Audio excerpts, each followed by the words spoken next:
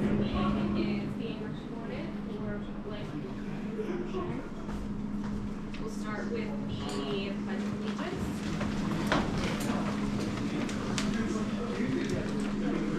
To the flag of the United States of America and to the republic for which it stands, one nation, under God, indivisible, with liberty and justice for all.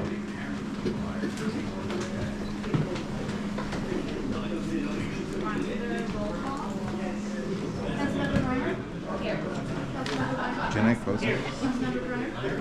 Councilmember Barnett? Here. Councilmember Valente? Here. Councilmember Berkeley? Here. And Councilmember Sklansky? Here. And I did want to note that prior to the meeting, we did have an executive session to discuss pending litigation related to the Berkshire Mall. And we'll move on to public comment. Is there any public comment? Dr. Angela Adler, 1544 Cleveland Avenue. So I want to give a little background about myself. I'm going to be talking about grants just for a second because I'm an executive at nonprofits and I specialize in revenue diversification, and I've been studying grant writing and strategy behind grants. And it's something that if you don't think about grant and strategy, you may not be familiar with it. So I just wanted to let you know some of the information I've learned over my career. And just as another bona fide, I was selected to present for the Grant Makers at Effective Organizations conference in Boston in June. So that's going to be the Clinton Foundation, the Gates Foundation, the Ford Foundation I'm going to be presenting to. So I do know what I'm talking about.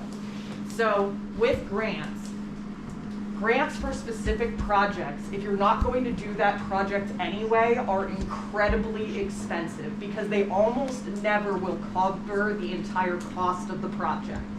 And so it's very important when, say, the borough is in financial straits to not apply for grants for projects that you're not going to be doing anyway. If it is a project that needs to be done, say the pool needs to be repaired, and you want to apply for funds for that, that makes sense. So applying for funds to, say, fix the ice skating rink would make a lot of sense.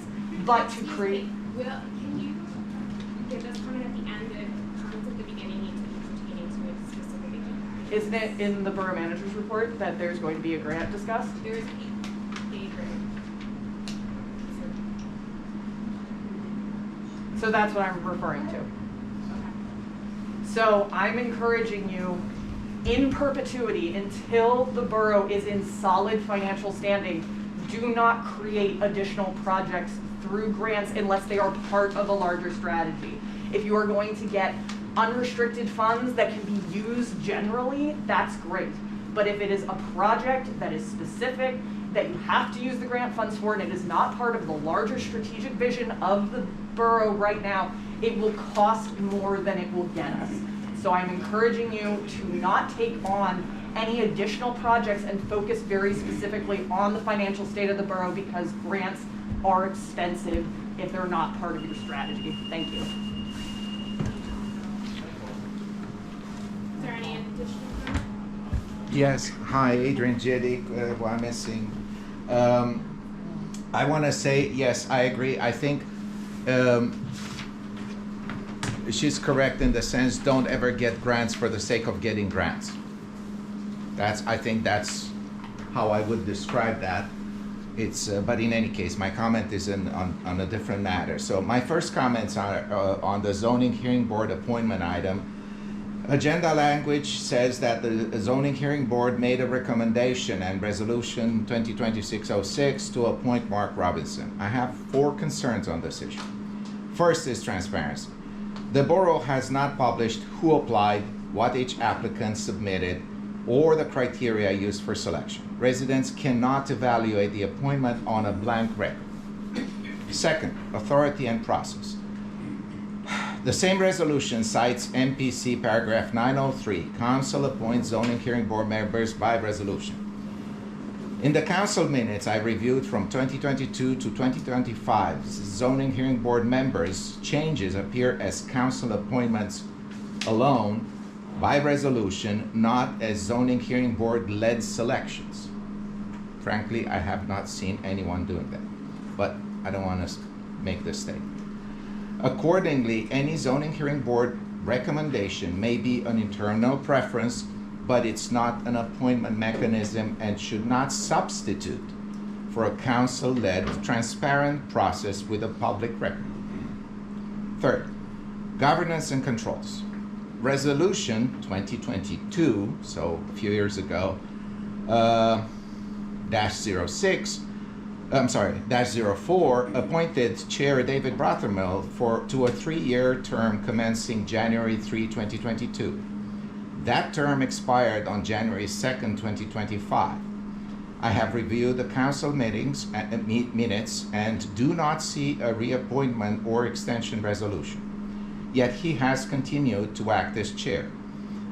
That is a term tracking and documentation failure that should be cured promptly and documented to protect the board and applicants. The fourth item, residency and practical participation. The same MPC requires zoning hearing board members to be residents. Separately, the zoning hearing board decisions are highly site-specific. When a member appears to spend substantial time out of state and participates remotely, pretty much on a regular basis, even if technically arguable, it undermines confidence and the practical ability to evaluate sites and conditions. Wyomissing is also operating on the bare minimum number of members for a body making quasi-judicial decisions about property rights. That makes transparency, eligibility verification, and procedural integrity even more important. My request is table resolution 2026-06, publish the candidate pool and selection criteria, verify eligibility and appointment status of current members, and bring this back on a clean record. And the second agenda item of concern. The treasurer and assistant treasurer appointments are being presented without a standardized fair process. The package shows one candidate submission as a single page, while another includes 9 pages, which includes multiple attachments, including items unrelated to treasurer duties, and those were included in the published materials. Council should require uniform submission instructions and publish all candidate materials consistently. I think this is a failure of telling people what needs to be presented. I'm sure that Mr. Reeser can produce. So I will submit, I'm done. I will submit the full written comments with exhibits as proof. Thank you so much. Any additional public comment? Is that a public comment on anything, or It's just specific this? to agenda items. I'm sorry. Agenda items. If it's an item on the agenda, you can make a Okay. comment about it now, otherwise it would be at the end. Okay, thank you.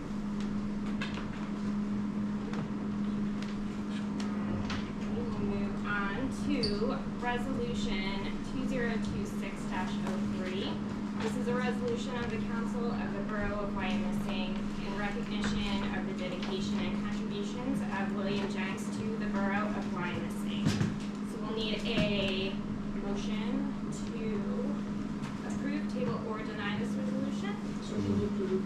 Second. Okay, we have a motion and a second. All in favor? Aye. Right, that motion carries. Or all opposed? Opposed. Motion carries. All right, and I did ask Mayor Lovering to please join me to present these. Since we worked with so closely. We've had a long-standing tradition here in the borough to present retiring council member elected officials with a token of appreciation.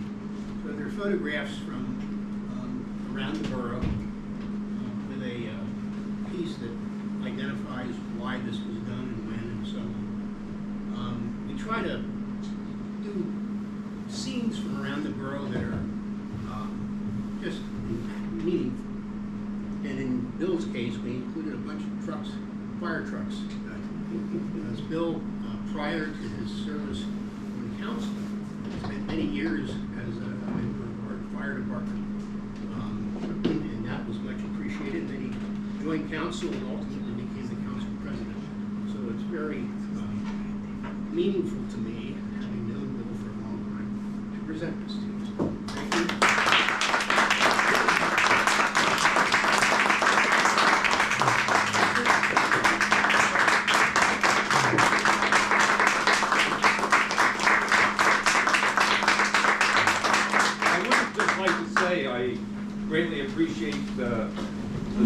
presenting me with this, and I thank council, but more importantly, I want to thank members of the Borough Hall staff. What you do is incredible. It's and it goes, a lot of it goes unnoticed. I noticed tonight on Channel 69 that a community, Cumber, who an individual here tonight has said that we should be more like Cumber, came on Channel 69 News tonight and said we want to be more like Wyomissing, which I found very interesting. So don't, what's the word I want to use? Multi-manage the borough staff. They're doing a great job. You as council can learn a lot from this staff, and it would behoove you not to micromanage them. Thank you again very much, everyone.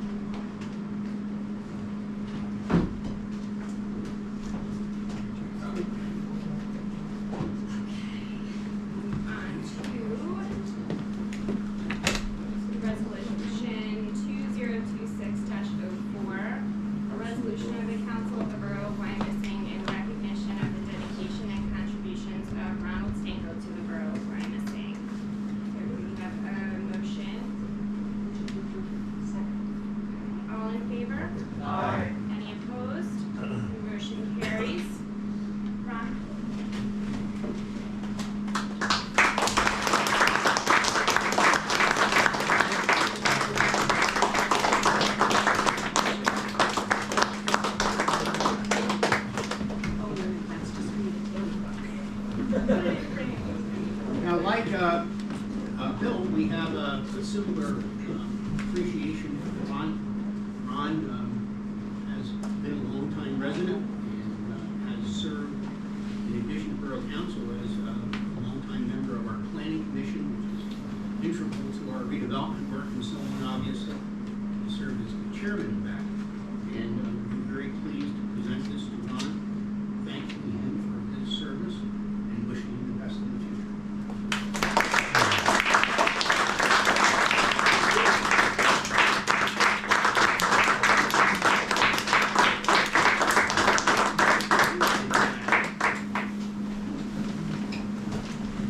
Keep your remarks done during it. He sometimes gets a little carried away.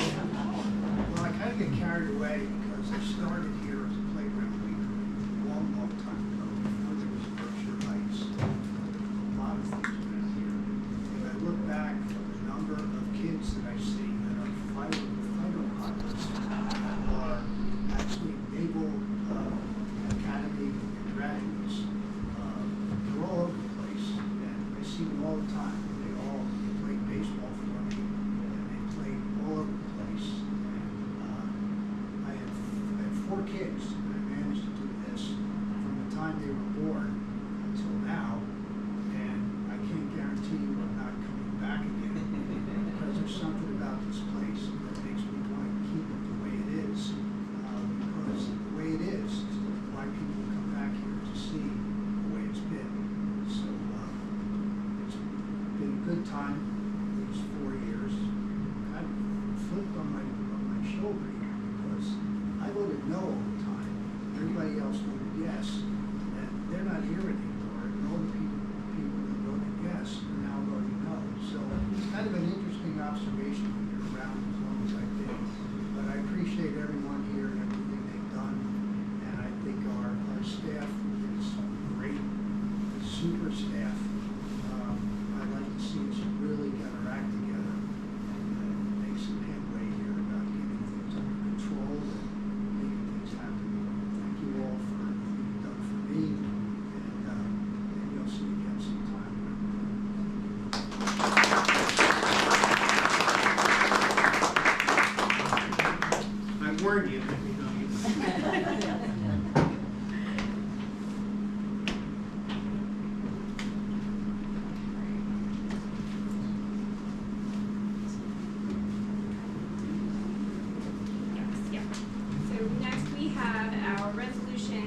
2026-05, a resolution of the Council of the Borough of Wyomissing in recognition of the dedication and contributions of Frederick Noble to the Borough of Wyomissing.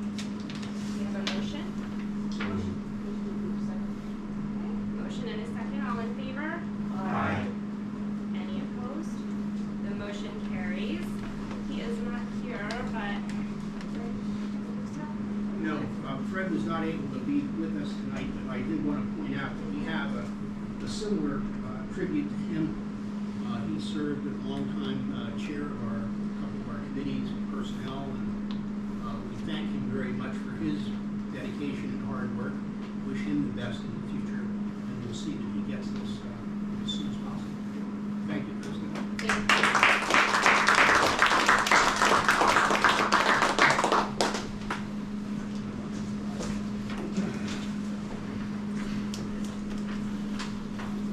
I also want to note that Melissa does a heck of a nice job of putting this together for us.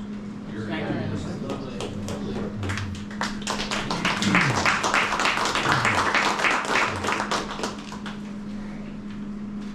Moving forward to the council minutes. These were included in your packets and on the documents online. So these are, you're looking for a motion to table, approve, or deny the minutes of December 9th, 2025, December 15th, 2025, and December 29th, 2025. Oh, as well as the January 5th reorganization. Okay, we have a motion and a second. On January 5th, Dr. Adler mentioned it. She gave a nice speech about you being the president. All that good stuff. It's clear that it has not been the borough's history to take the highest vote getter. Yes, thank you for clarifying that, yes. That's it. Alright, then, we have a motion and a second, so all in favor? Aye. Any opposed? The motion carries. We'll move on to the consulting engineers report. Good evening, everyone. Welcome to the council members. I think basically everything is in this month's report that we have. So unless council has any specific questions in addition to that, I think we've covered everything in the monthly report.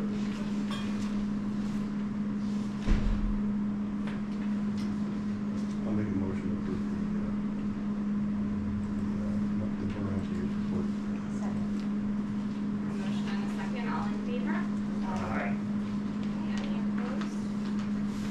Right, that motion carries. And we move on to the police chief and mayor's report for the month of December. Thank you, Kristen.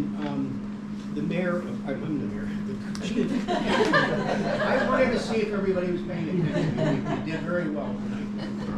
It's not always the case, but the chief, of course, will review the synopsis of his report and be able to handle any questions that any of you may have.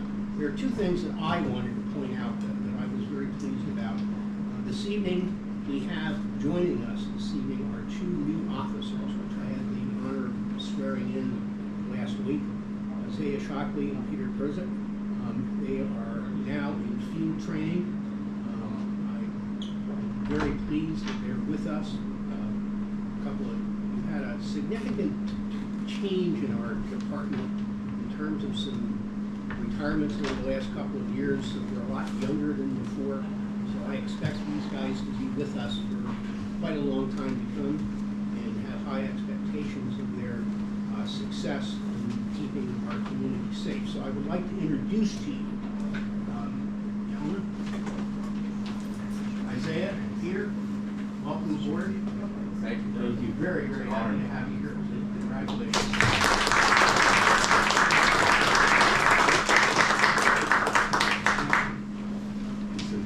You guys- Thanks, guys. As it turned out, just a complete disclosure here, that some of our residents appreciate this kind of disclosure. I'm being a wise guy here, that's fine. They were working one ending a shift at 7 and the other one beginning a shift at 7 tonight. So we're able to have them here with us tonight and not pay any overtime. So we're very happy about those guys. I also am pleased to say that we had, as I mentioned a moment ago, some recent retirements. And we had one of those happen again, and we were able, with the list we had from civil service, to be able to get another person. Kevin Kerman has been brought aboard. He has started his training at the Reading Police Academy Monday, just this past Monday, yesterday. So we look forward to him completing that training, and then I'll be very pleased to introduce him to you when he's finished with that, and I have the pleasure to swear him. So that's the latest, so Chief, it's all yours. Good evening, everybody. As the mayor said, I'll go over the highlights of the report, but if anybody has any questions, I'll be glad to answer them once I'm done. So I know some of you, it's your first council meeting, I know you've been to many of them already, but just as a breakdown of my report, the first section I break down the total hours and then what they're doing to get to those hours. So I don't want to go through each one of them individually, we'll be here forever, but just so you understand that we were available for 3,294 hours of service for the month of December. And you can see those break down there. We handled 629 calls for the month. We have the borough broken down, several different censuses, and I'll get to that here in a little bit. We have a business district and we have a few residential communities. So I break those out. You can see we had 152 on our business districts and then 33 in our residential communities. It took us an average of 4.14 minutes to arrive at one location to our incidents, and we spent an average of 22.88 minutes. It's a light month for training for us, being December. We just did our Police One Academy training, which was recognized as domestic violence, and then our monthly Stratus training, which was fishing this month. We gave assistance 26 total times, and we received it a total of 14 times throughout the month. Our community service events for the month were Shop with a Cop, two different occasions, one with Primal Berks and one with Central Berks Regional Police. I put on our website and social media, and then you all are seeing that you get our daily reports, the synopsis of the reports and what happens. So in those, you'll see from time to time school bus violations. It's SBVIO. Those are from the cameras that are now on the buses of both the Wilson and Wyomissing area school districts. Those cameras capture vehicles as they pass the buses when they have their red lights activated and their stop sign out and their arm out. We're supposed to stop. There's a section in the vehicle code, and to make sure I got it right, it's 3545.1. That's the section that the operators, owners of the vehicle, I should say, can issue the citation through. That section was passed by the legislature a few years ago, and what it does is it makes it a civil offense, meaning they get a civil penalty for violating going past the school bus. It's a $300 total fine, in which the school districts get $250, we get $25, and the safety program gets $25. So what happens is the videos that capture these violations are sent to us, and I have a sergeant that he monitors that, he checks it every couple of days, and that's when you see the reports go out, because he's approving, and he has the ultimate say whether yes, this was a violation or not. Those that are violations, bus patrol takes care of sending the citation. And they get a picture of their car going past showing the violation. So that's what that means, but because this has been happening now, and he takes numbers, we gather data as to where the violations are occurring. We're seeing it happen in more than one, and that's usually the same locations.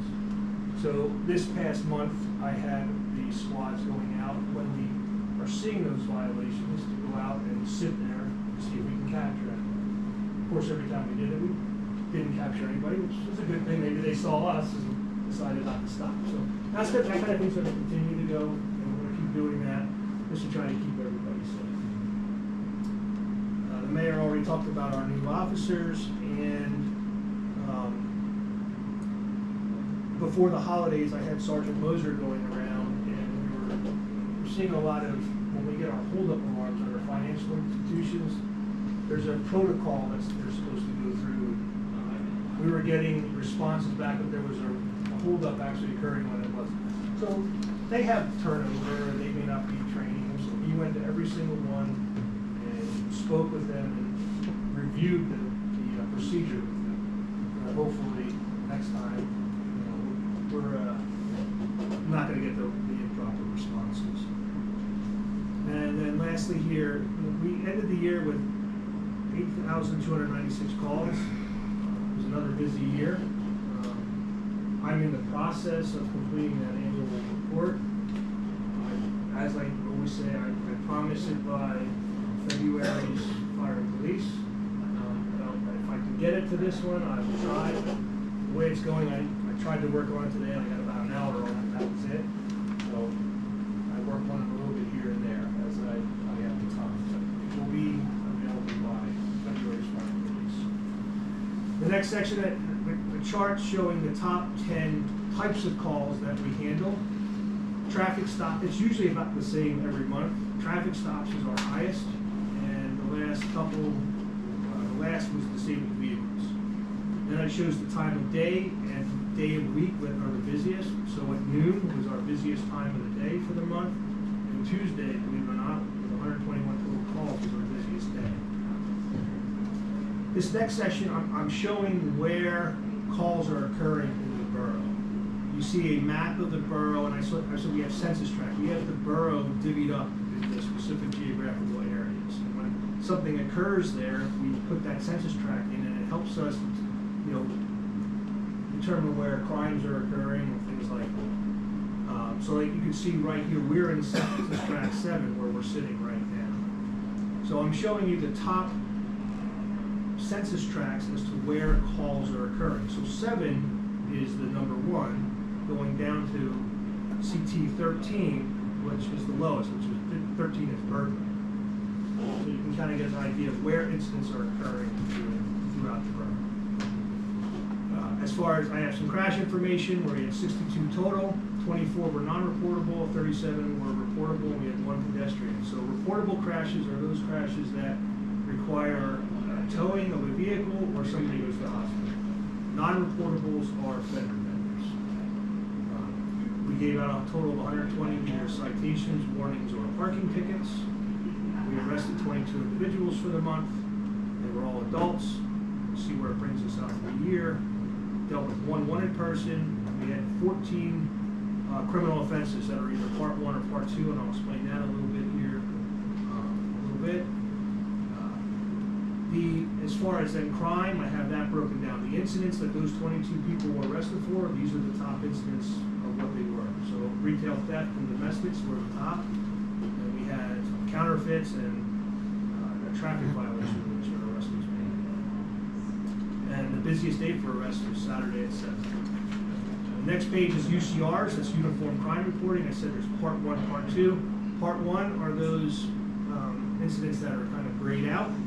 Part 2 are below that. We had 14 total. That's showing you what those incidents were, and I have what we had for the total for the year and what was cleared out for the year. So we are around a 76% right now. UCRs are a snapshot in time, meaning that tomorrow some of the officers can turn in some paperwork to Chris, who manages all of this stuff, and the numbers can change. So when I completed this is where we were. But we're still at 76, around a 76% clearance rate for the year. So again, we have done a good year with solving crimes we're getting. Nationally as well. Usually, the last one I could find, and I'm looking for it again in my report, but was 2019 where they broke it down as an average, but it's usually about 45%. So we're well above that average. When you look at the uniform crime reporting, they go by incident. That's it.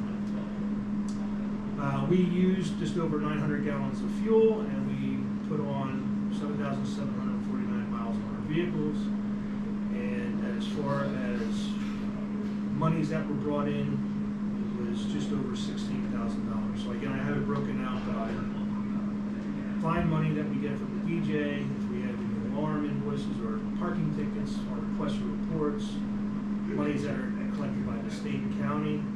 Miscellaneous bus patrol and vest reimbursements. So again, the bus patrol was what I talked about, and vest reimbursements I had put in for reimbursement through the DOJ for listed vests that were purchased. That was probably about 6 months ago that I sent that in, so that is not something that comes in very quickly. Again, the OT reimbursement, we do a lot of details in which we are reimbursed for that. So that is my report. I went into a little bit more depth because I wanted you all to kind of understand. I use the same format every month. It just makes it easier for me. I can just go in and change some numbers and things like that. But I wanted you to understand what everything meant. So if anybody has any questions, I would be glad to answer. I don't have any questions, but thank you for breaking it down and going into detail. I appreciate it. Thanks for your responses. Yes. The mayor said it worked out as one was getting done and one was coming in. So it made it easy. Do we have a motion to approve the police activity reports? Any discussion or questions? All in favor? Aye. Any opposed? Great, motion carries. Moving on to the fire chief's report. If it's okay with the council, I'm gonna go a little out of order because I have, I believe, the entire fire department Is out that here. who's on Yes. fire department? Okay.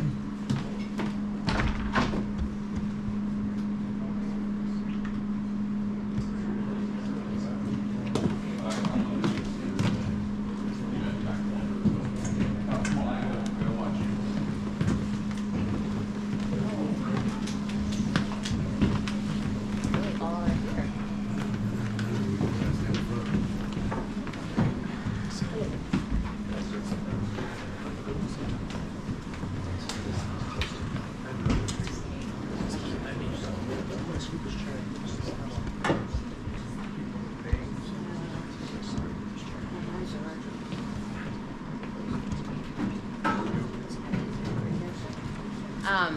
First and foremost, I wanted to introduce our two new entry-level firefighter EMTs, Dante Calero and George Anthony Jr.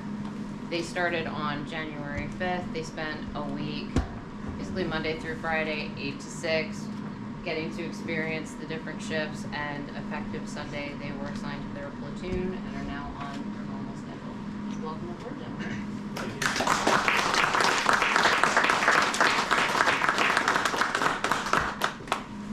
Next, I wanted to recognize firefighter EMT Blaze Yasso and technician Timothy Lambert. Both technician Lambert and firefighter Yasso completed the National Honor Guard Academy's training course. This was not something that was, I'm like, we're already one's behind me, there's them. This is not something that is required of them. They actually requested to do this based off of some incidents I think that have happened in the past 2 years, and the understanding that we needed to step up, and we've had others step up for us, so we can now repay that honor for others in the future. So Blaze, Tim, and I also have, I'm not going to pin you because I don't want to stick you, but congratulations. This is for you. Congratulations.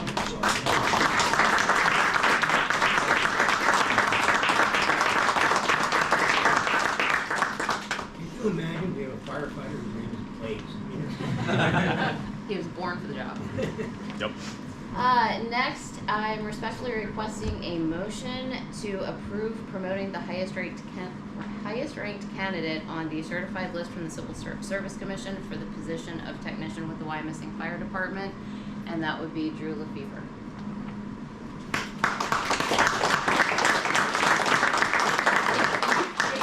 So moved. Second.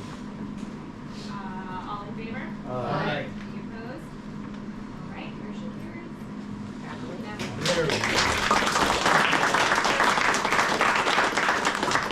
And next, I'm respectfully requesting a motion to promote the highest ranked candidate on the certified list from the Civil Service Commission for the position of captain with the Wyomissing Fire Department, and that would be Randall Martin. Congratulations.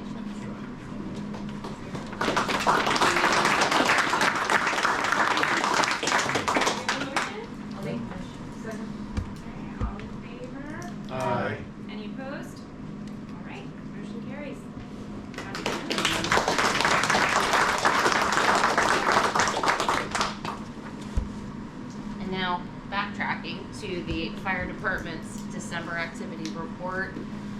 Monthly response was 185 calls, 141 in the borough, 44 with mutual aid. Yearly response is 1,874. Captain Sites is working on the year-end report. He sent me a draft today. I have a couple questions I want to go over with him, but we will have that for the January Fire and Police Committee meeting. You can see the list of mutual aid given, mutual aid received. Average personnel per incident, 3.95 members. Average response time, 1 minute, 12 seconds, which is down about 18 seconds from, I think, 2 months ago. Nice job, gentlemen. Inspection total year to date, 357. In terms of invoicing, I asked the question why the unpaid number was so high. The way that the report's pulling, it's actually going back several years. So that 21,637 is not unpaid just for 2025. That's actually going back to 23-22. And I am gonna have a conversation with the business office about, we don't currently have a system set up that automatically generates 30, 60, 90 past dues. But that's something I think we need to look into going after to recoup that money. There's also code enforcement action we can take with the district justice's office, so we will look into, all avenues to be able to do that. And then the fire department, the incident type report, I wanted to make a note, this gray area with the new reporting, it's not gonna classify it the way the other items are classified.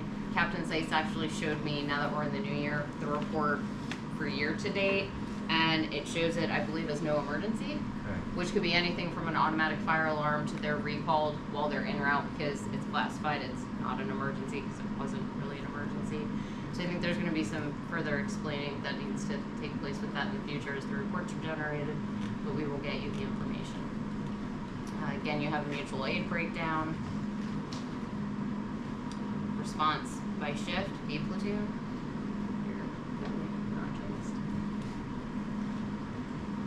And then there are your QRS responses. Responses by day of the week, with Monday being the busiest. And then you can see the apparatus, fuel, and mileage. Does anybody have any questions regarding the fire department report? Make a motion to approve.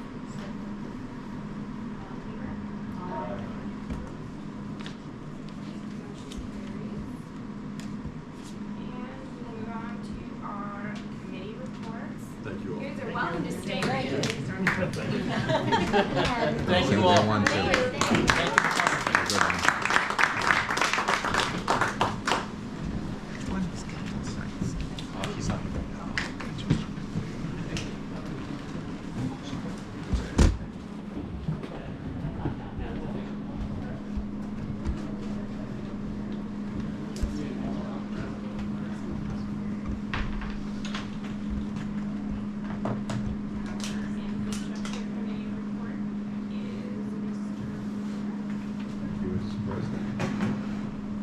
Infrastructure Committee met on December 15th.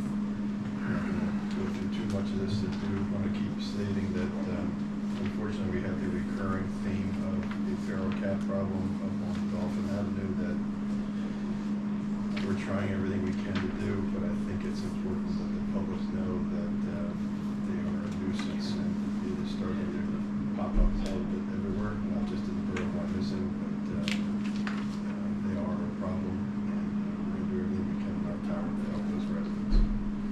That being said, the committee has made a recommendation to approve payment application number 2 in the amount of $20,172.60 to J&S Paving and Excavating for the West Line Interceptor. And on behalf of Steve? Yes. Before that, we tabled that at the infrastructure meeting. I'd like to table it again. They're going to resubmit a new payment application number 2 that'll be in front of infrastructure on Tuesday. Okay. So I apologize. We did table it. I'll make the recommendation to table it. Any questions, discussion? All in favor of tabling? Any opposed? Okay. Okay, then we have the 50/50 sidewalk program.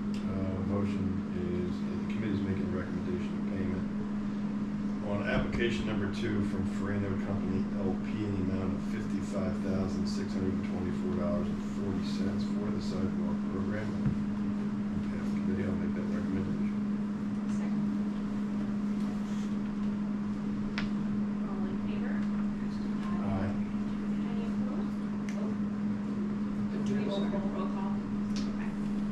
Councilmember Reimer? Yes. Councilmember Weinhofer? Yes. Councilmember Brennan? Yes. Councilmember Barnett? Yes. Councilmember Valente? Yes. Councilmember Berkeley? Yes. And Council President Kariuski? Yes. And, make a motion to approve the infrastructure committee. So. Motion and a second. All in favor? Aye. Opposed? All right, move on to the library board. Thank you so much, Council President. We had our library board meeting on the 15th. We had I gave some remarks at the library that evening, again, just in reference to the larger budget discussion. Overall, just to let the library know that, again, everything is going to have to find ways to become a little bit more efficient going forward from the standpoint of the borough. They're very receptive. They take it on as a challenge. Through their fundraising committee, they are planning to institute a new large-scale event this year, and their goal is to try to have that event raise $10,000, which is a pretty lofty goal given on par with where their large event used to be. So expect big things out of the library this year. They are very excited to keep working on the great work building on the great work they do. And that's really the highlights at this point, unless anyone has any additional questions. We have a motion to approve the library board. Any discussion, questions? All in favor? Aye. Any opposed? Right. Moving on to the finance and administration committee report. Finance and admin met on January 9th. Just throw a few numbers out there. As a correction, wasn't that long? That was on the 8th? Not the ninth? Cash and investment balances at the end of December were just over $7 million, which is $820,000 decrease from November. Revenues year to date total just over $25 million, while expenses year to date total $26.3 million. In the next paragraph, it says revenues exceeded expenditures by $1,299,000, which I believe is a typo. Did expenditures not exceed revenues? Yeah, so I just wanted to make sure that we update that on the minutes. But yeah, so we spent $1.3 million, leaving us with an overall fund balance of just over $8.1 million. 1.8 in reserves and 6.3 million is unreserved. Just a quick update, Burke's EIT will be attending next month's finance meeting to discuss aspects of what they do for us. And the only other item I wanted to bring up was we had discussed, this is on me, not you at all, Melissa, but we had discussed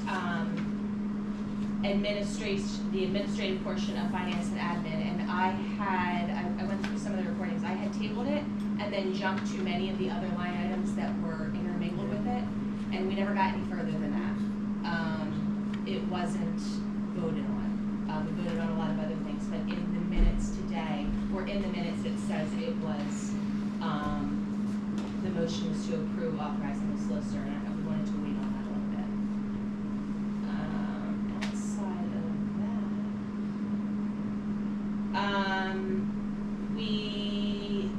we do need a motion to table, approve, or deny the solicitor draft and council approve a resolution authorizing the appointed treasurer and assistant treasurer as authorized check signers for all borough bank accounts. I don't know if we want to do that now or if we want to put that off until after a possible approval of said treasurer, which will happen later in the meeting. That's up to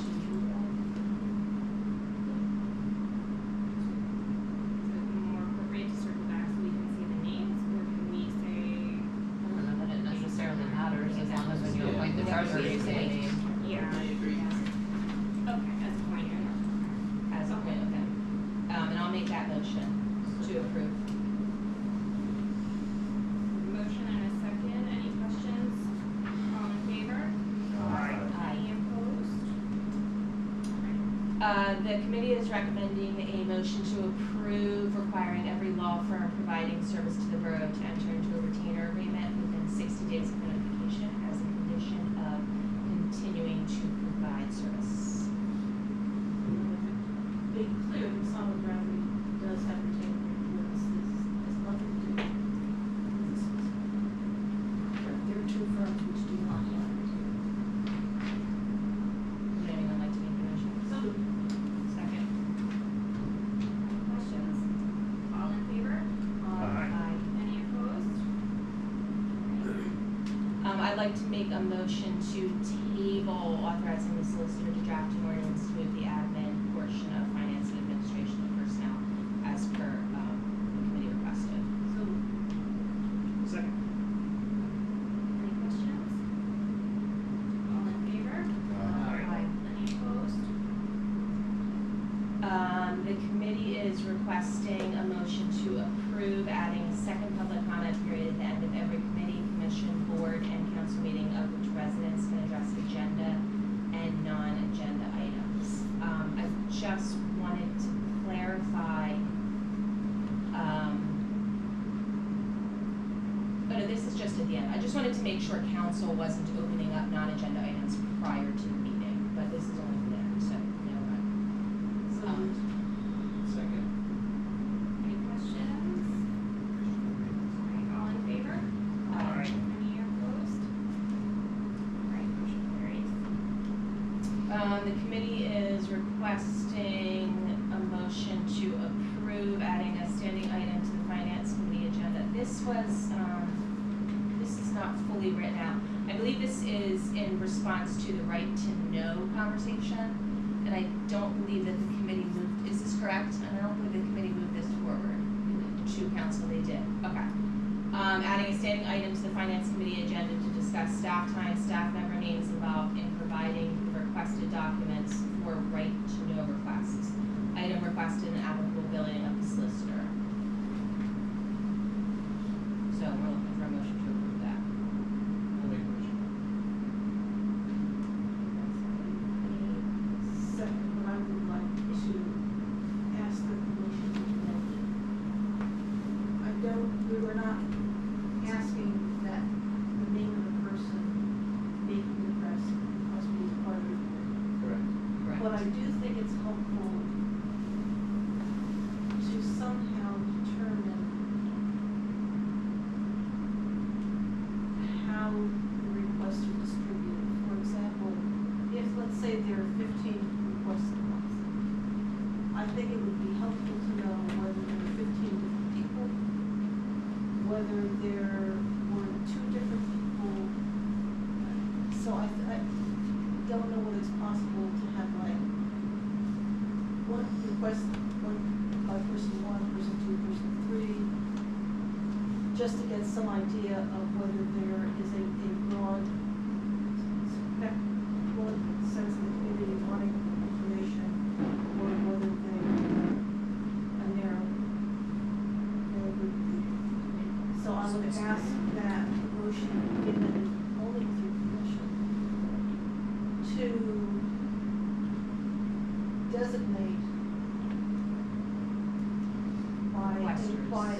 by an anonymous number or letter, so we have a sense of how many are coming from.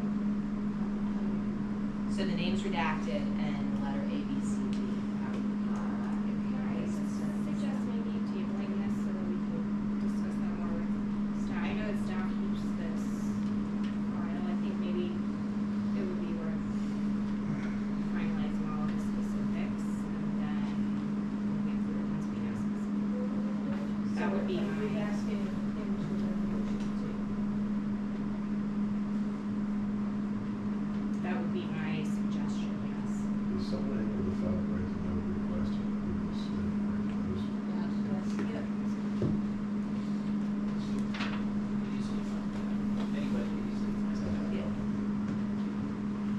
complicated for you, you would be planning on redacting names. Just have letters in front of them. I don't think we need, it's not a bad idea, I don't think it's necessary, because that information needs to be, if anybody chooses to. Well, somebody's got to file another right to request to get it. We're not about asking for names, I'm just saying, John, I think this is my next point is person A filed one, person B filed one, person C filed one, person D filed two, person E filed one. If someone really wants to know, they just file a right to request to find out who's filing it and for what reason. Again, my concern is that, we want this to be fair, we want to invite people to ask questions if we have them. If one person keeps getting named and it's not a mystery who that person is, then it can be perceived as an attempt to intimidate or single out an individual. I don't think there should be limits on That who works, wants that to actually file. works both ways, right? Yeah. Because it might not, everybody might think it's person A, but it's not person A, it's person B, C, D, and E. That's true. In the interest of time, should we table this and talk about different versus this? I mean, I think it's a good discussion, I think it's a lot, but I don't know that, you know, we're gonna go to a resolution tonight. The original item on finance said staff time, staff member names involved in providing requested documents, item requested, and applicable billing of if the solicitor was involved in the request. So all we're asking is for a sort of maybe number of requesters. If there was 20 right to knows, can we just ask if there was 10 requesters or 20 requesters or 3 requesters, or would you want to? I think it's more of a question for Melissa who's keeping up the form. I just think it would be better to discuss it in more detail, or consider maybe sending it through email, the same way that we get our police call updates, then it's not public record, but we can still see all the information we know. Oh, this, but the police chief also puts it on farm watch, and then a whole lot again. So that is, it's the first thing that signs up. Okay. Can we pass it the way it is and then consider, maybe, what, I have something later? Yes. So we're gonna move motion to it. So we have a motion. Christine, and a second, somebody said. I'm just, I mean, maybe I stand alone with this. I don't understand what additional items we're getting out of putting this as a standing item and leaving it out there. Like, help me understand the intention of what we're trying to do with this. Part of it was understanding a portion of what staff spends time doing. And I think we find our borough is probably higher in right to knows than others. And I think knowing what kind of right to knows they're requesting will help us figure out which ways to become more transparent and what they're requesting that we're not necessarily providing. It will give us a better background as well. That was the communication piece. What communication aren't we making, right, that people feel the need to request for information? I see value in that argument, but I don't see that value translated with what we're trying to pass tonight. Personally.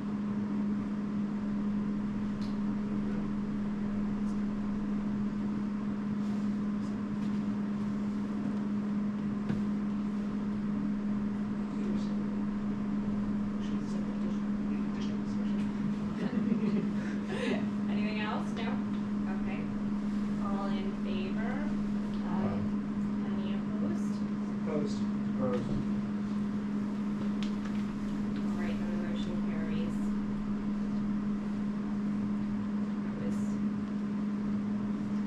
That was my last one. I also just wanted to give a shout out to Phyllis. We're gonna really miss her. She's gonna have really huge shoes to fill. She's been fantastic over the years, and I personally learned a lot from her. Well, and the folks who are going to step in her big shoes, they're very complimentary. Yes, they of were. the work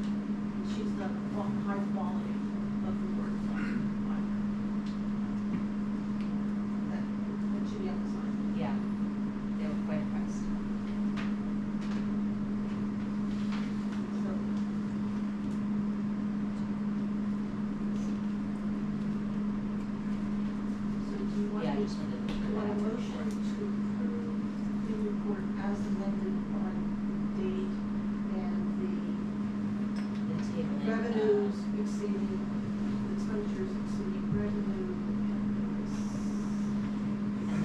The miscommunication was tabled in the Yes. agenda, on the agenda, but yes, I'd like to make a motion to approve the, Finance and Admin Committee report as per the recommended changes to the minutes. Any questions?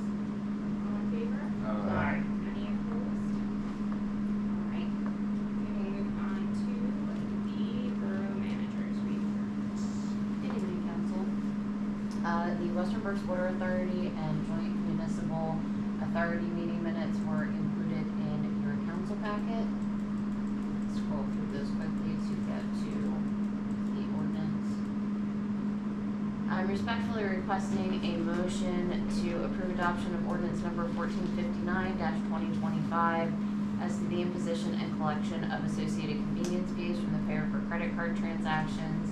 This was approved for advertisement at the December council meeting. This effectively allows the borough, anytime a resident or whomever really is paying us by credit card, we can capture those processing fees that were charged by the credit card company. No different than a lot of places that you shop, that if you wanna use a credit card, they tell you there's a 3 or a 3.25, whatever that fee is, we can now recoup it. This will not go into effect until February. Motion to approve. Second. Questions? I just wanted to thank you guys for doing this. I know this is something I requested because there was a portion of taxpayer money that was being basically used to cover these fees for the people who use credit cards. And I didn't think that was fair to the people who were not paying via credit card. So thank you for doing this. Absolutely. I'd actually like to introduce Jamie Perez and Stephen. I'm blanking on your last name at the moment. I apologize. We didn't vote, we didn't vote. Oh, sorry. Sorry.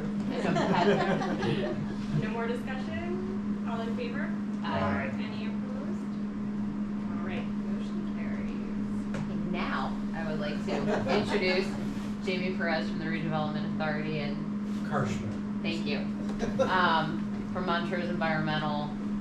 I had sent council and it was included in the council packet. We've been requested by the county to partner with the county on a brownfields grant. West Reading recently, I believe, at their December meeting. That's correct.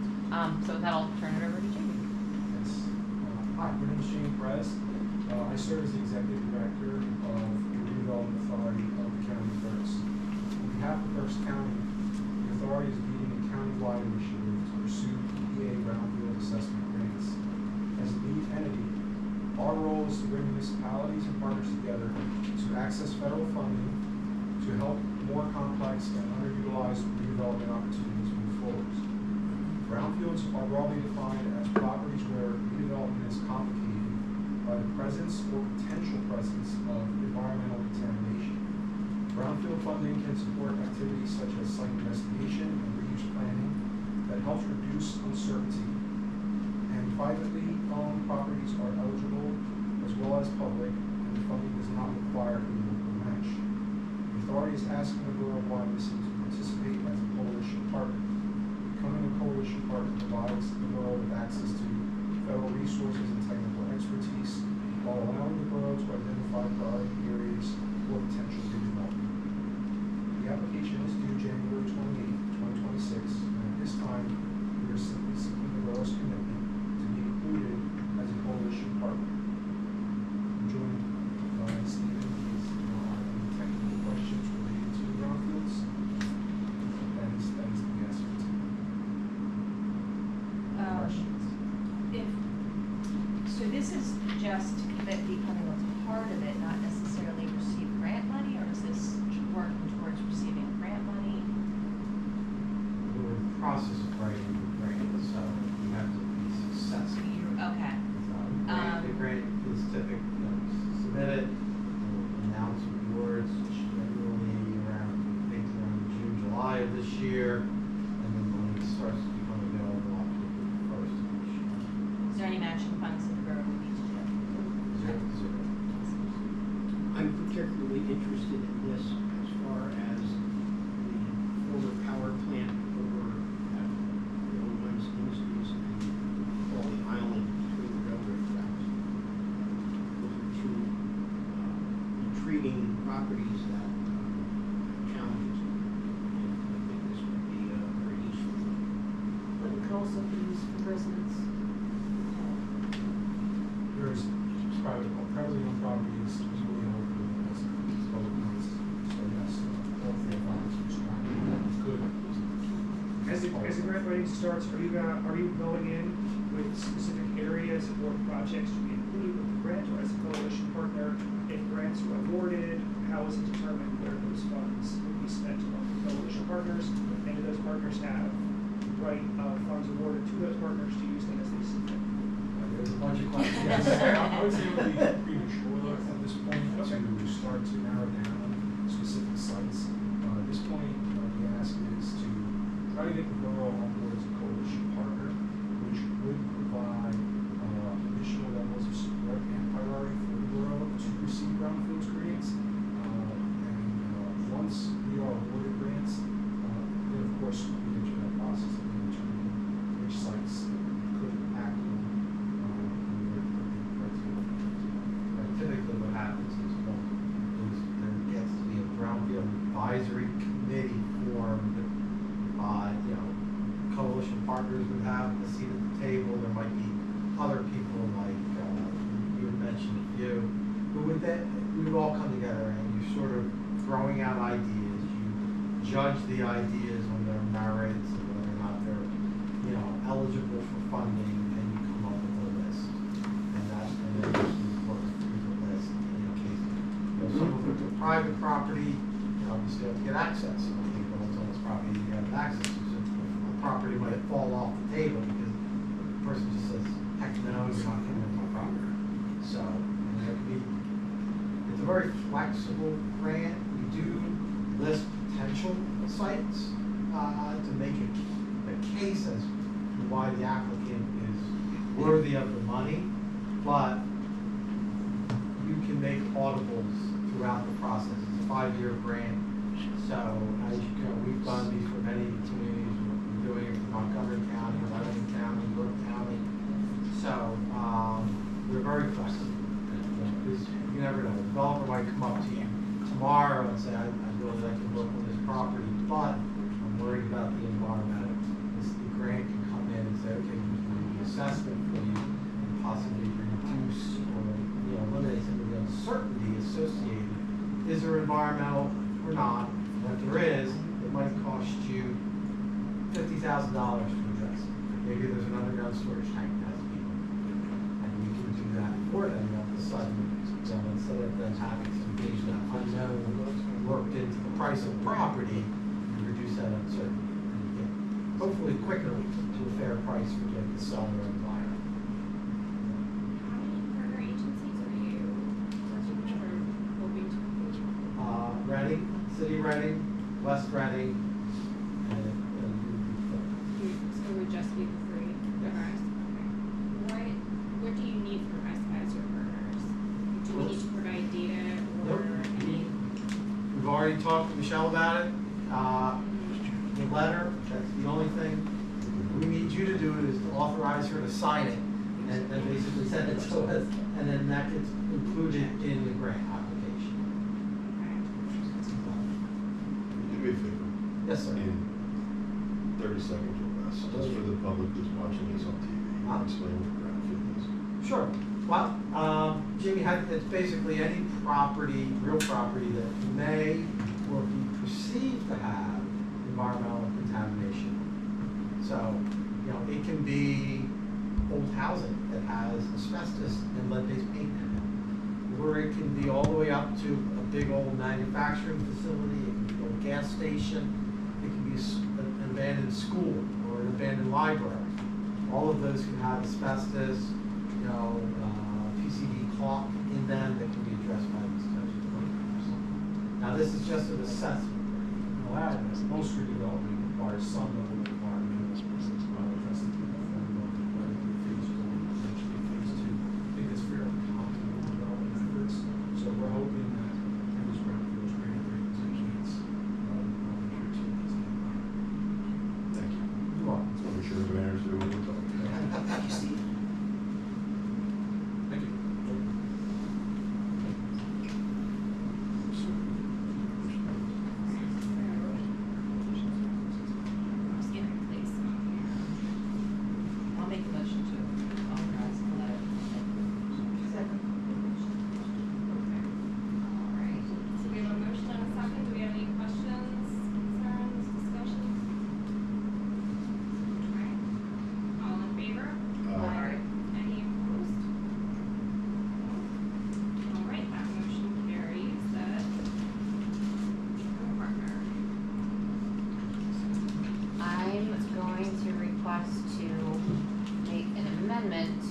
motion that is on the agenda for the Berkshire Mall.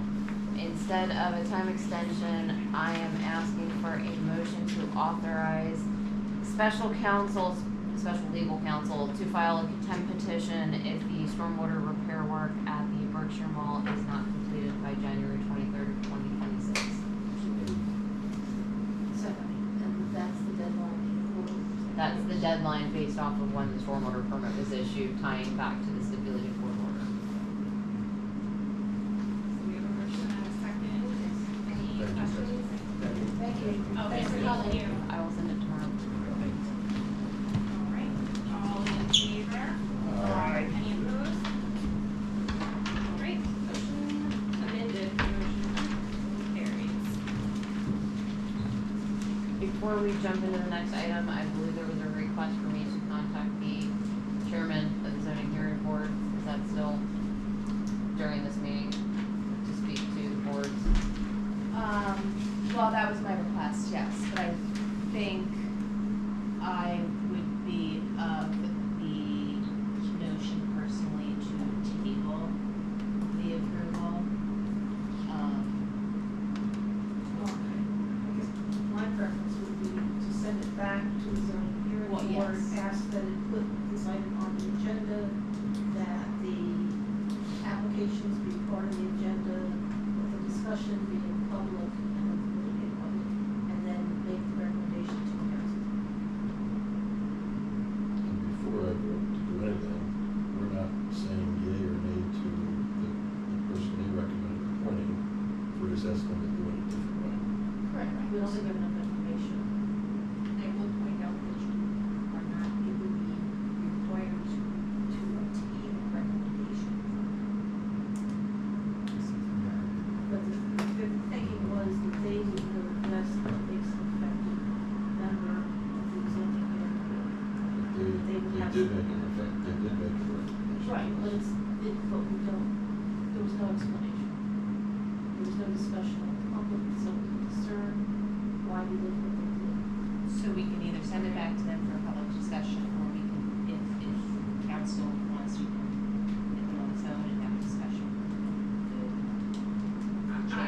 I think it would be beneficial, we know that we have 7 candidates, we've received those letters. If we can understand their reasoning behind their appointment, I think we can clarify the procedure moving forward. If we want the deliberations and all of this to be included moving forward, I think that we can do that, to send it back solely to revisit it. I think depending upon, you know, the scope of our conversation we can share.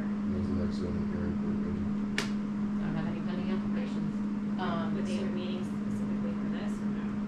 We could. I mean, I suspect based off of conversations I've had, I'm gonna have an application in 2 or 3 weeks, and max out we would schedule would be 60 days for municipality planning code requirements.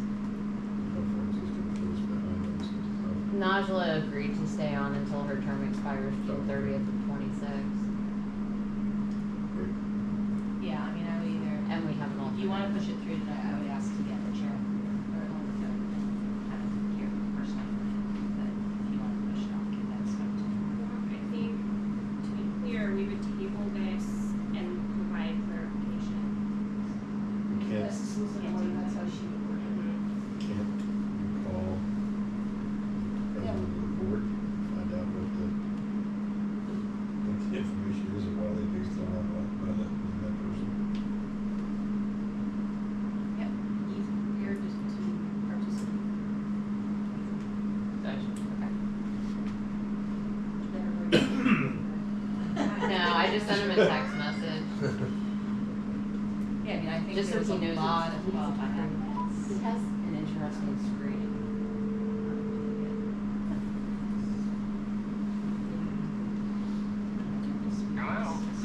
Hi Dave. I thought I was gonna get the same screening message I got earlier.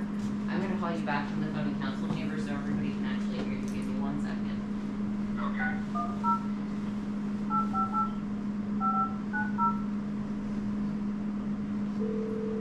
You might get it now.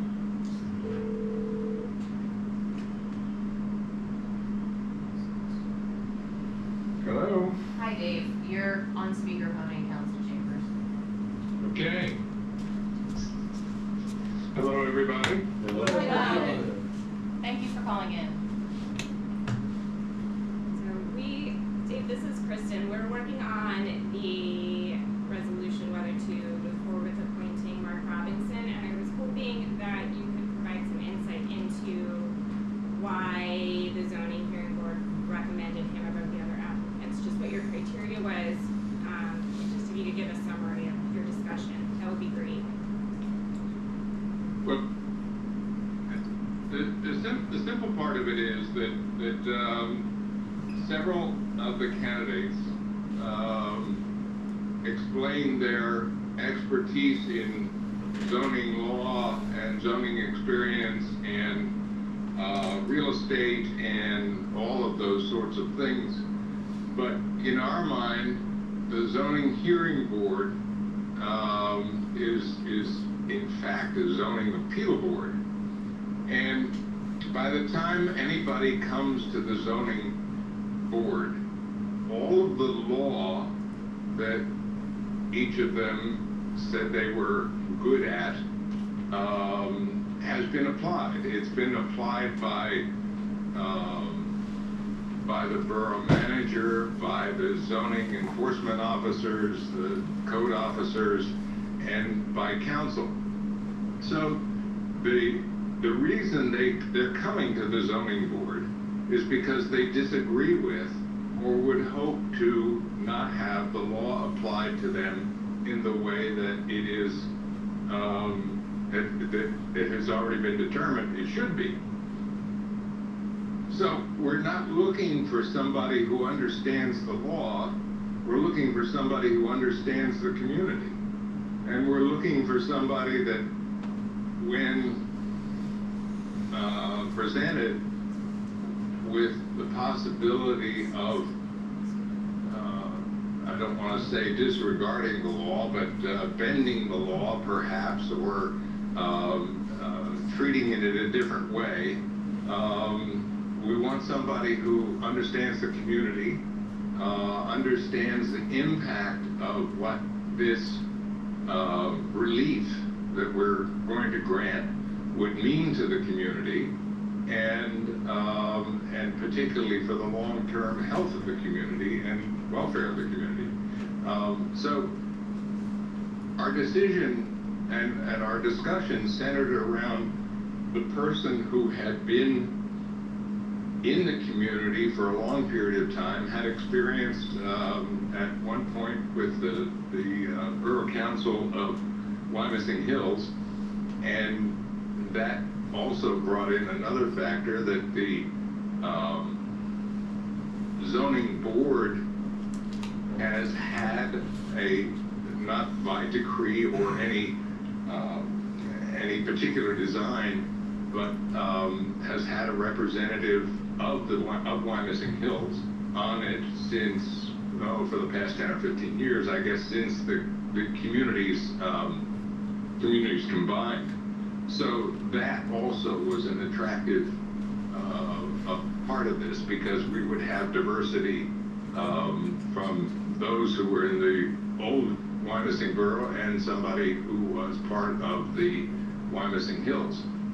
We don't currently have, I wouldn't say we don't often have it, but a lot of the things that we're getting now have to do with State Hill from Russo's on out, if that is a good way of describing it, State Hill Road, and that is often an effect or a thing that has to do with Wyomissing Hills.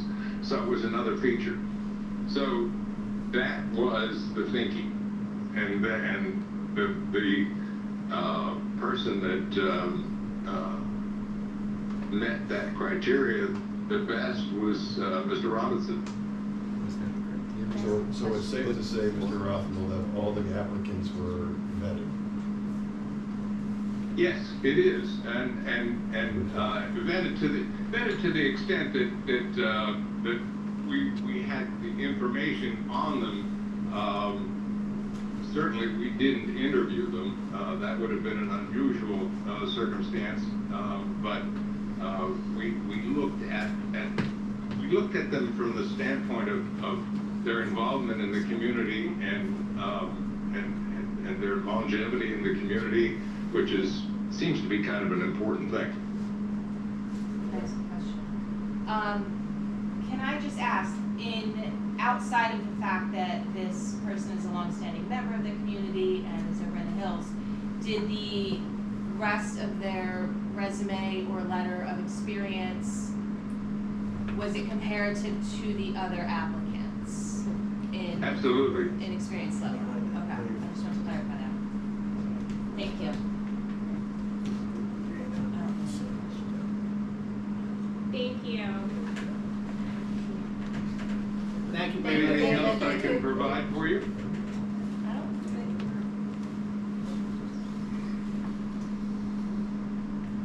Thank you. And we're good. Thanks so Thank much. you so much. Appreciate it. Okay. You're quite welcome. So, hearing that, I don't know who Mark Robinson is, who built in it, sat next to me. I'm gonna make the recommendation to approve resolution number 2026-06 as appointing Mark Robinson as zoning hearing board for a 3-year term, effective July 1, 2026. Second. Discussion. Right now, the members of the zoning hearing board's terms end on December 31st. December 31st, 27, December 31st, 26. And it seems to me that the 3-year term refers to that term, not when the person starts. So I think, and defer to the solicitor, that the person would be appointed with term ending on December 31st, 2020. The resolution's been revised to reflect that. But Okay, that's I'll not, that's not, amend that's my- not I'll what amend my- Mr. Weaver said. I'll amend my recommendation. I also recall Naja, saying she would stay on to give us time to find somebody. So I think it would be pertinent to discuss with her whether she wants to fulfill the 6 months or. She does. We discussed that last week, and what she Okay. said is we can invite Mr. Robinson to start attending and kind of get his feet wet by observing, Yeah. and then once she steps down, he'll be ready to step in. Perfect. So it's not a 3-year term, it is a term 2.5 years. beginning July 1. I'll amend my recommendation to what I said, except if his term will expire on December 31st, 2020. Do you agree to that as a second? Yes. Okay. Any additional discussion? Yes. I'm concerned that this is retaining the type of processes that people are unhappy with within the borough, not accept that the chair gave us his reasons, and this is the way things are done. I think we need to seriously consider whether this is the way we want to go forward. And so I can't support this. So, Well, I appreciate your comments. I disagree that this is the way it's always been done. I don't think council has ever asked the zoning hearing board to make suggestions. I could be wrong. I think it's the I broader think- attitude that it reflects of that we are unwilling to trouble people to have public discussion just because it previously hasn't been done. And I think it's largely, if you could say it's a theoretical or ideological question, but I think it needs to be at least spoken to the public record. I think that there is some clarity that we can provide as we move forward. I think as we're advertising these positions, that hasn't always been done as consistently in the past. There are going to be process questions that arise with that, and I think this is a good example of that. So, with their reasoning and our review of the candidates, I think it's appropriate to move forward with this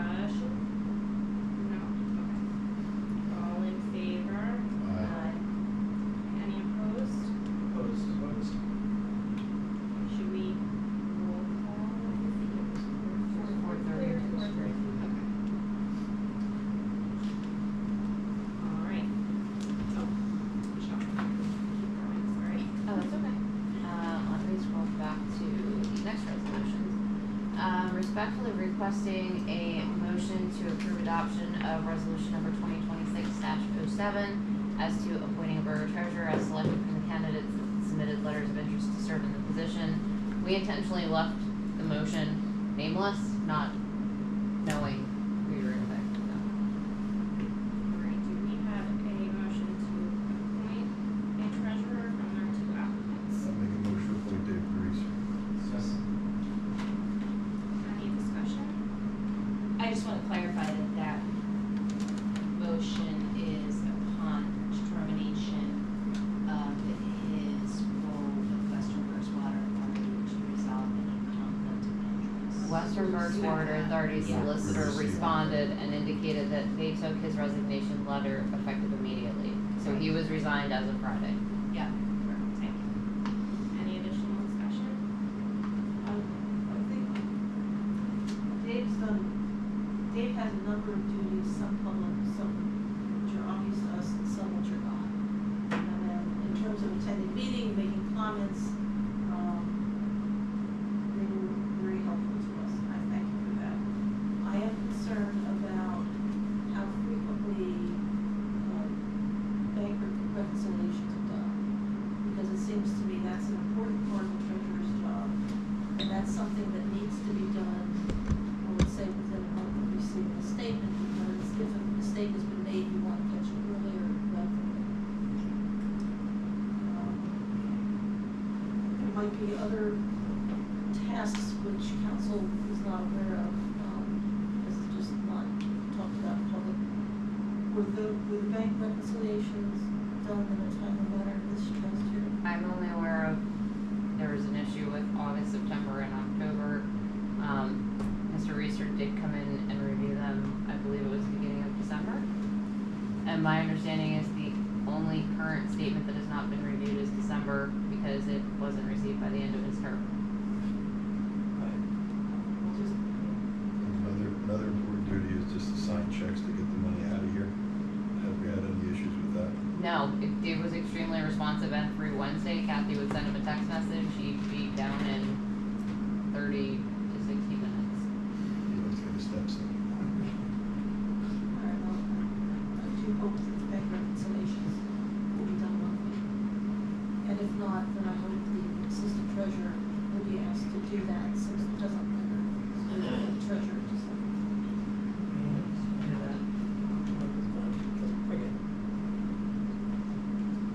I believe Mr. Reeser's made his priorities clear to us.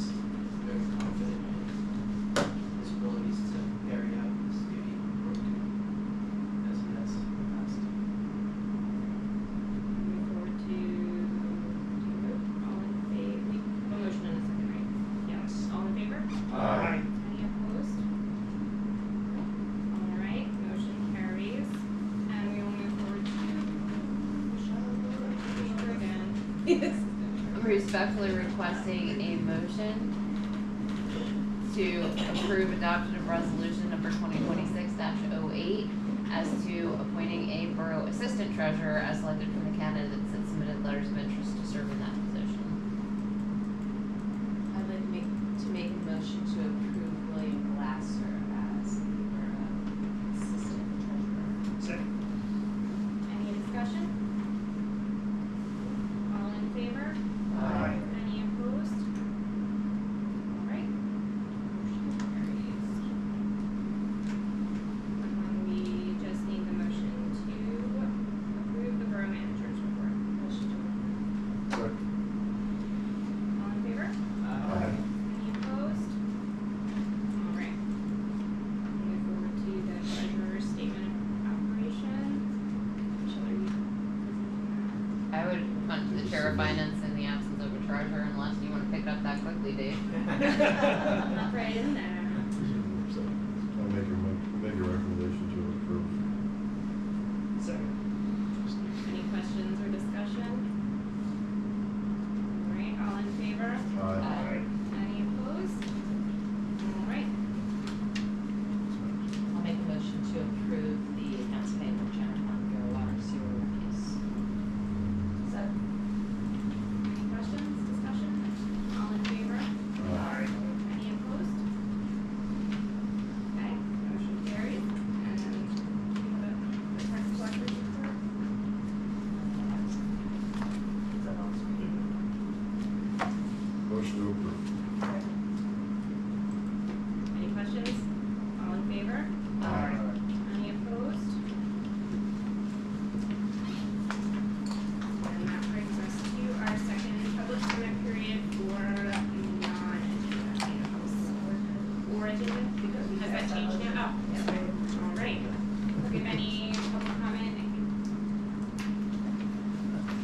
That's That's the, no.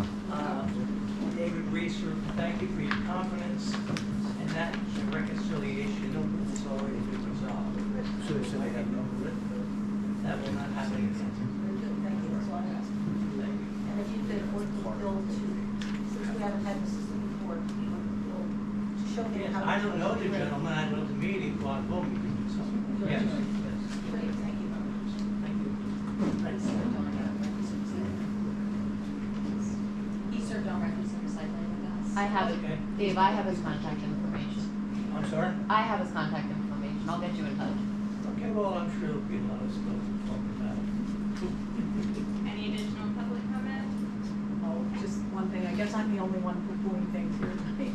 My name is Dolores Bortner, and I've lived here 25 years. And this is the first time I felt like I need to come to a borough meeting to voice my opinion. I think it is shameful that our taxes are going up 18%.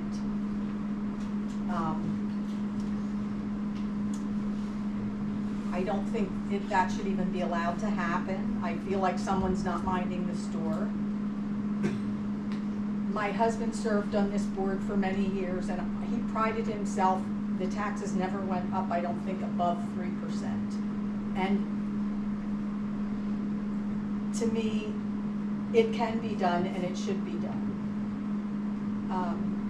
Some families are struggling right now to put food on their table for their kids. Some live alone and don't have two incomes. And we all have to follow a budget to get by, and I would expect that this borough should have to follow a budget too. I go through Wyomissing Hills Boulevard to work every day, and I had things here I saw, but there are things we can cut back on. If we're spending too much in one place, we can cut back in others. There was some things done around the circle where a landscaping company was coming in and putting all the stone walls up. You know, it's nice. Honestly, I don't think I hate to say it, but it looks okay, but it's not that great. That could have been cut out. There are things that can be cut out to help people in this community. Our taxes are already too high. So I just felt as though I needed to come in here and say something, and I guess I should know this before I came in here. But is this, I know this is a new board. Did you guys vote for the, where was it, the old Some of board? them. The old board. And if I'm right, there was one person that voted no against the tax. Correct. Who was that? Thank you, Ron. Thank you. I wanted to come here and thank you. Greg would have been right there with you. And shame on you guys, really. I think it's very sad for our community. And whoever said maybe Kuru Township is better, maybe in the fact that their taxes didn't go up 18%. They went up 24. Oh, did they?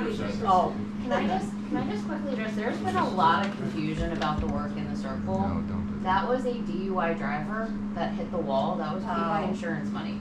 Oh, okay. That was not a borough project. That was not. Well, I know it did change, you know, and there are bigger trees that are planted there. There was a bigger tree that was planted there, I believe, 2 years ago. Oh, but all I know is I thought, well, it doesn't even look that great, and there were big trucks in there with all these stones, and it was a couple days, because I drive through there every day. That's why. It was an insurance claim. And then one day, this is kind of funny, not really, but last week, I think it was last week or the week before, I was driving through, and there were like 6 guys blowing leaves in the median, and there were like brand new trucks sitting all over, and I thought, oh geez, there were hardly any leaves to be blown. And I thought I should have turned around and took a picture of that, just because this is where our money is going. I mean, we have, you know, whatever, I just felt as though I needed to come, and I'm a little late, and there's nothing really I can do about it, except pay more attention to who to vote for. I do appreciate the feedback, thank you. My name is Kent Robinson. I worked for the borough for over 34 years. I've been a resident for the same amount of time. I'm retired now, and any of you that are new, old, whatever, if you want to discuss anything to help better this community, I have a long history. Some people didn't respect it at a period of time. I've forgiven that, but if I could be invited to the personnel meeting, if that's done as a resident, and in the interim of that, if I could be invited, I would come. I have other former employees that would also give their input to help make some good decisions, or just being a sounding board. I would like to reference a council meeting, or excuse me, a personnel committee meeting that was on June 20th of 2023. And I asked the personnel committee to review that because, and then if you would allow me to come, I would like to discuss that with you. So if that can be done, I would appreciate it. If not, I can meet with you people separately. But I have great pride in where I live and where I work. And I hope we can rectify some things here and get things, and it's difficult with price increases, but it can be worked out. So I thank you for your time. You fixed the pool. Pardon me? You fixed the pool. I tried to do that in 2001. But Ken, Sorry. just so everybody knows, first of all, thank you and Nancy and the whole family for treating us so much. These meetings are public meetings. Sometimes we go into executive session, but you don't need to be invited. Everybody's invited to attend all of our meetings. Everybody's welcome to participate. Sure. You might have things that we would like to hear in executive session, simply by the nature of personnel, criticisms of certain performance or something. Sure. But you are more than welcome to come to our meetings, and I hope you return. Yeah, I will. Thank you. I appreciate it. But please look at that video of that personnel committee meeting. It might shed some light. Thank you.